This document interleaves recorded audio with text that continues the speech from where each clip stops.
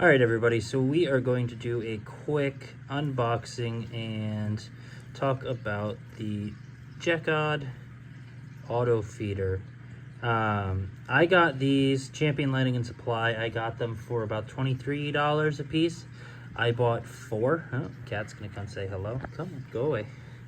All right, so these are the 500 mil version.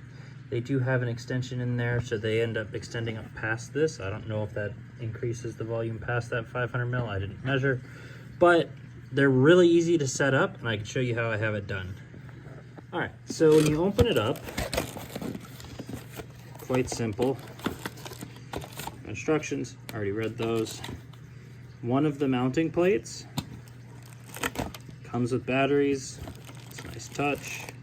The other mounting option, so this is going to stick flat.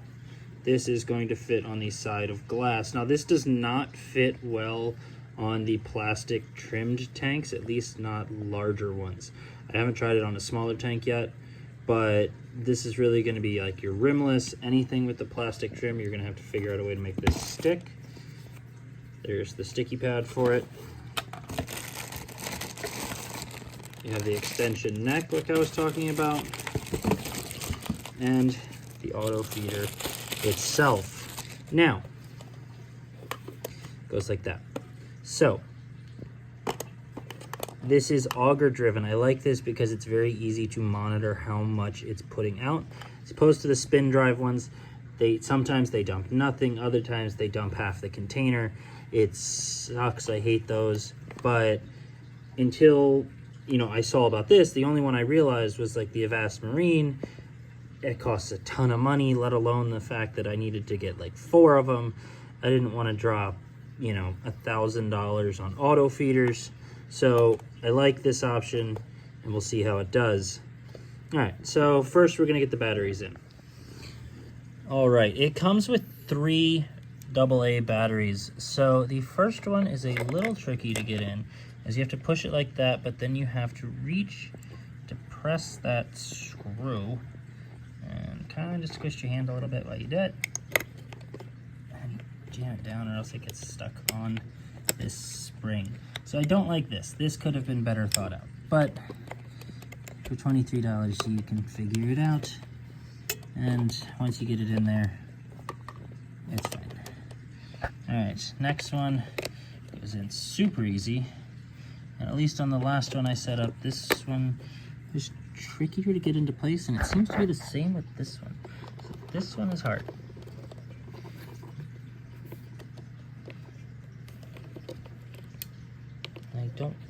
There you go. So somewhere that catches, but once it's in, it's easy enough.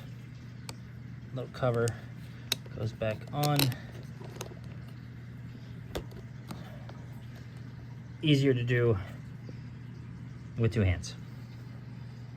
All right, so let's take off our little plastic.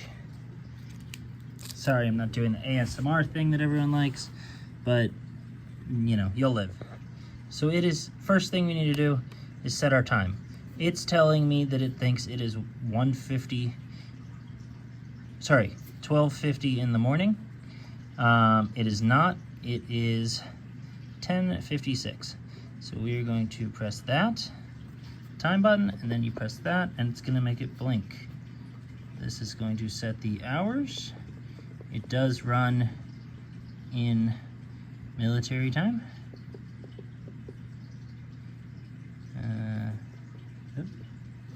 8, 10, 50. I'm gonna go 7 by now because it's probably changed. And then you press the little save button. All right, so that is all set. Now, as far as feeding schedule, click here. And you click here. And this is gonna be what time it wants to feed. Now it's going to feed on the hour. If you want to feed on a specific minute, you're gonna have to go spend hundreds of dollars on a more expensive one. I am fine feeding my fish on an hour. They're not that picky.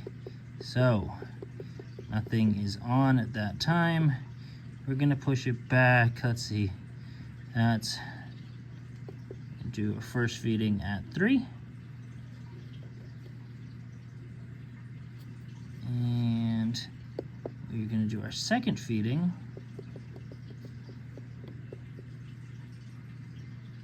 Nope, I went too far.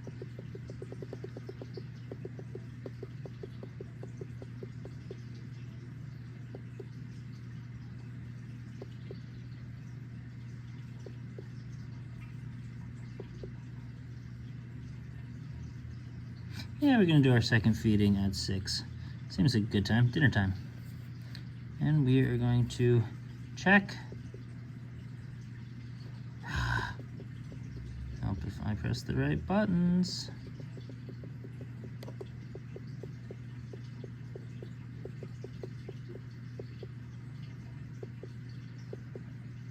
Okay, we are going to check that there's no other feeding set up. See, there is. So what you want to do is you want to set this to that. And that means that it's not on. 4 is not active. That is not active. 6 is not active. And we're back to 1. So you can set up 6 feedings throughout the day. I'm going to press save. Now, last thing to set is the portion control. So if I set portion, set, this is how many portions it's going to feed each time it comes on. And 1 portion is 2 seconds. 3 seemed like a little much given the size of my tanks. This is going on the other big tank, so we bring it all the way up and around. And we're gonna set it to 2 and save. All right, so it is all set. It is telling me the next feeding. And to be honest, I don't know what that is. You can run a test. Press this button, that comes on, and you can see your auger move a little bit. There's a flap in there, which is nice. It's gonna hold some of the food in. Oh, let it focus. But it's nice and simple. All right, I am having to use a flashlight because my tank is too blue and I don't want to put a filter on for this.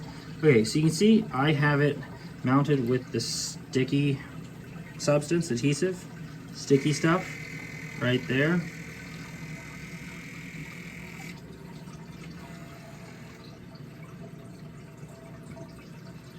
No idea what that sound was.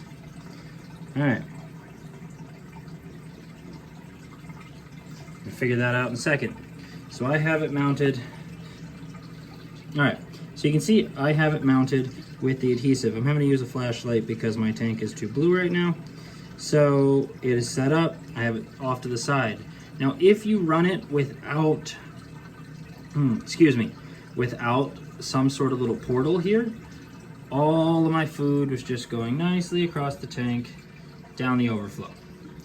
So I took a small soup cup, like you would get takeout from, a Chinese place or anything like that. You order the hot and sour soup, wonton soup, whatever you want. Get a cup, and I cut the bottom of it out with a razor blade. I then did something very janky, and I drilled a hole, 1 in the side of the soup cup, and 2 in the edge of the rim of my tank right here. Zip tied it on and it stays quite nicely. I'm sure if I was to beat on it, it would fall. But now, when I press the feed button, if I can press it, yeah, when I press the feed button, you do need to run it a couple times to let the auger fill up after you put it in place. And there you go. Food on the surface. Look at that, beautiful. So that'll stay in there until it gets a little waterlogged and it falls down. So far, now I have not run this for multiple days. So far, I like it. especially for the price. It ranges right around, I think, what I paid for my drum feeder that I got from Eheim. I like this so much better because of the auger. It's quiet. So, you know, some of the, like, I know there was a lot of complaints, like the Neptune AutoFeeder and stuff like that was crazy loud with the drum. This is pretty quiet. I have a mix of pellet sizes in here, so it's not gonna dump unevenly. I mixed up some different pellets. If I wanted, I could fill this up a lot. Honestly, not going to. I might get some little desiccant packs of some kind and find a way to mount them in here, so it'll keep everything dry. I don't want it down here because I don't want the chance of it getting cold into the auger, but if I can mount, like, somehow stick, but make removable, some desiccant packets in here, it's gonna prevent any moisture buildup in here and keep the food nice and fresh. It doesn't get gummed up, because that is the one flaw with this, is it will get gummed up if you don't do that. But either way, really good product, great price. I got mine on Champion Lighting and Supply. You can get them on like AliExpress and stuff like that. I didn't want to screw with AliExpress. I don't like dealing with it. Champion Lighting and Supply is a trusted company. They're easy to work with. They're great. You know, I got nice free shipping because I spent over the I spent like $200 on stuff. But yeah, nice and easy. So I'm gonna let this run for a couple days. I'll give y'all an update on how it does. But yeah, I wanted to get this video out to you. Have a great day. Bye.